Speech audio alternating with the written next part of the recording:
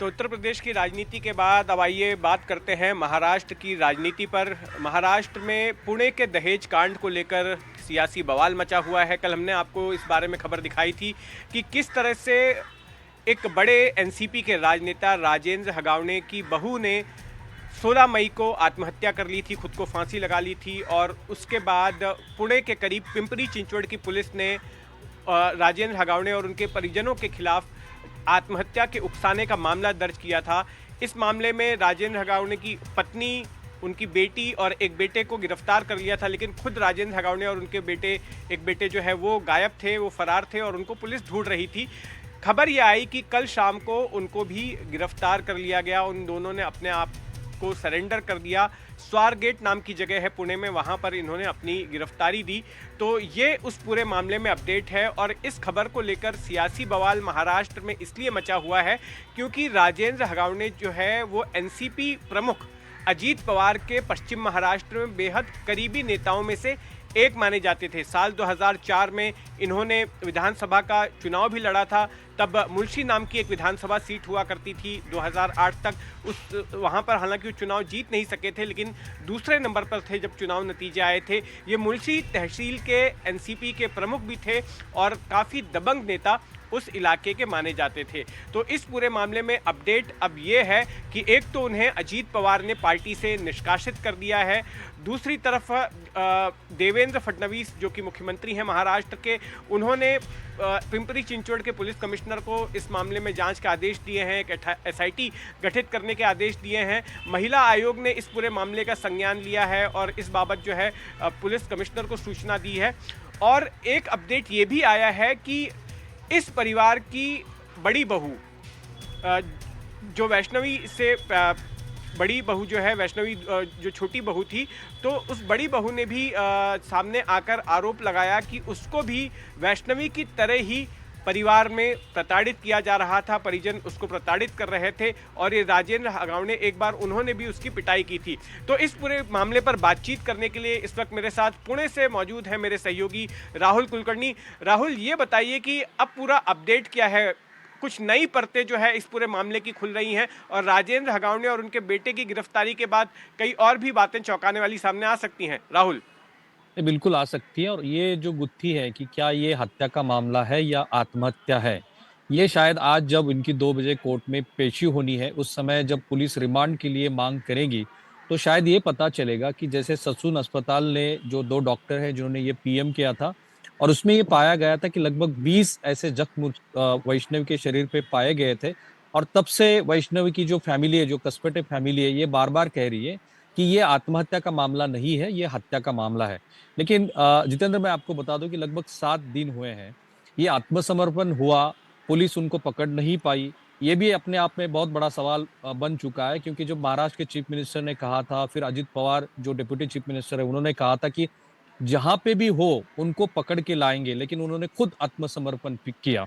एक ये घटना, वैष्णवी की आत्महत्या की घटना जैसे पुलिस ने रजिस्टर्ड किया है, वो 16 तारीख को हुई। एक 17 तारीख का एक सीसीटीवी वीडियो अभी वायरल हो रहा है, जिस वीडियो में जो फरार आरोपी थे वो एक होटल में बैठे पाए गए, वहां पे वो खाना खा रहे थे। तब अब ये वीडियो को लेके भी कई सारे सवाल पूछे जा रहे हैं कि इतने खुलेआम वो पुणे सिटी में घूम रहे थे, जब तक उन्होंने आत्मसमर्पण नहीं किया तब तक पुलिस उनको क्यों नहीं पकड़ पाई। और जैसे ही आज पुलिस रिमांड के लिए पुलिस जब मांग करेगी, तब पहली बार ये पता चलेगा कि क्या पुलिस ने इस 7 दिन के इन्वेस्टिगेशन में ये पाया है कि ये आत्महत्या का मामला नहीं है, हत्या का मामला है। तो जैसे ही कोर्ट में इसकी पेशी होगी, तब ये मामला ये हमारी जो गुत्थी सबको लगी है वो खुल के सामने आएगी। अभी यहाँ पे बहुत से आंदोलन होने जा रहे हैं।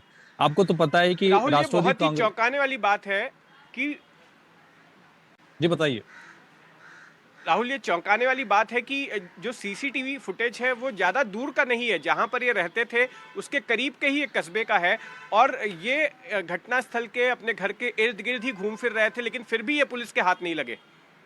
क्योंकि ये इसलिए बड़ा सवाल बना है कि आपको आपको पता है कि समाज सेविका अंजलि दमानिया ने 2 दिन पहले एक ट्वीट किया था और उस ट्वीट में ये आरोप लगाए थे कि ये जो हगवने फैमिली है, उनके रिलेटिव्स पुलिस डिपार्टमेंट में बहुत ही अहम पोजीशन पे हैं, जैसे उनके मामा है जो सुपेकर हैं, जो स्पेशल डीआईजी रह चुके हैं। तो अब उसको इससे जोड़ के देखा जा रहा है कि अगर ये सीसीटीवी फुटेज अब सामने आया है, पुलिस उनको पकड़ नहीं पाई है और अभी तक ये पता नहीं चल पा रहा है कि जैसे कसपटे फैमिली कह रही है कि ये आत्महत्या का मामला नहीं है, ये हत्या का मामला है। तो इसी को लेके सब सब लोग जो हैं, जो आंदोलनकारी हैं, जो भारतीय जनता पार्टी के नेता हैं, जो कार्यकर्ता हैं पुणे के, अब ये सवाल उठा रहे हैं कि क्या पुलिस में कोई ऐसा शख्स था? क्या कोई ऐसा राजनीतिक नेता था, ये हगवने फैमिली को बचा रहा था?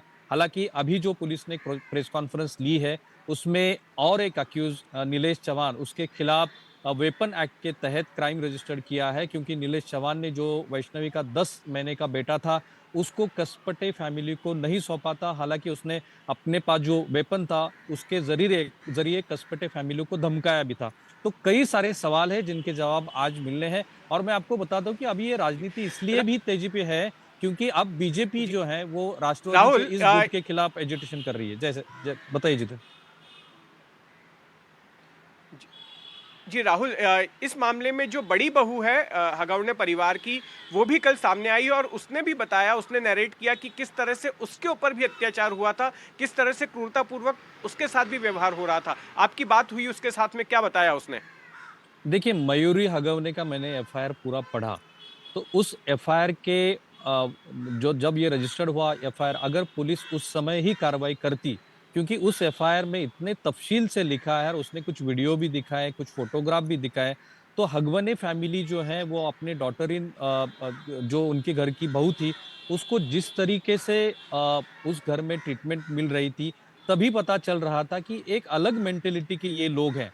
जब मयूरी खुल के सामने आई तब ये बात फिर सामने आई कि अगर पुलिस ने उस समय रजिस्टर्ड किया हुआ क्राइम उसके ऊपर कोई कार्रवाई की होती तो शायद आज वैष्णवी जिंदा होती। अब मयूरी जो है वो खुल के बात कर रही है। आपको तो पता ही है कि मयूरी का खुद का जो पति है, अब पुलिस ने उसको भी आज सुबह जब उसने आत्मसमर्पण किया तो उसको भी अरेस्ट किया है। हालांकि गांव वाले उसके पति को लेके कुछ अलग बातें कह रहे हैं, जैसे कि मयूरी ने कहा कि उसका पति और वो अलग-अलग घर में रह रहे थे। उसके पति को और उसको भी बहुत प्रताड़ित किया जा रहा था। तो बहुत अलग-अलग एंगल है, लेकिन मैं जो बता रहा था वो ये है कि तीनों जो पार्टियाँ हैं, खासकर राष्ट्रवादी कांग्रेस, आपको तो पता ही कि वो सत्ता का एक अहम हिस्सा है। तो उसी पार्टी के इस नेता के खिलाफ हालाँकि उनको निष्कासित किया गया है, लेकिन स्थानीय इकाई के चुनाव आने वाले हैं। उस समय में यह मामला सामने आया है और आज भारतीय जनता पार्टी के पुणे के कार्यकर्ता यहाँ का जो कोर्ट है, उसके सामने आंदोलन करने जा रहे हैं। तो ये बहुत अलग सा सिचुएशन बना है कि आप सत्ता में भी हो और आंदोलन भी कर रहे हो। हाँ, बिल्कुल, ये बड़ा ही मतलब अजीब मामला है कि सत्ताधारी पार्टी एनसीपी भी है, बीजेपी भी है, एक ही गठबंधन का हिस्सा है, लेकिन फिर भी जो है विरोधी तो आवाज़ उठा ही रहे थे, लेकिन खुद जो है अपनी सरकार के किसी पार्टी अपनी सरकार के घटक दल की नेता के खिलाफ जो है इस तरह का आंदोलन हम देख रहे हैं पुणे में। धन्यवाद राहुल इस पूरे अपडेट के लिए। हम आगे भी इसमें जो भी अपडेट होगा एनडीटीवी के दर्शकों तक पहुँचाते रहेंगे।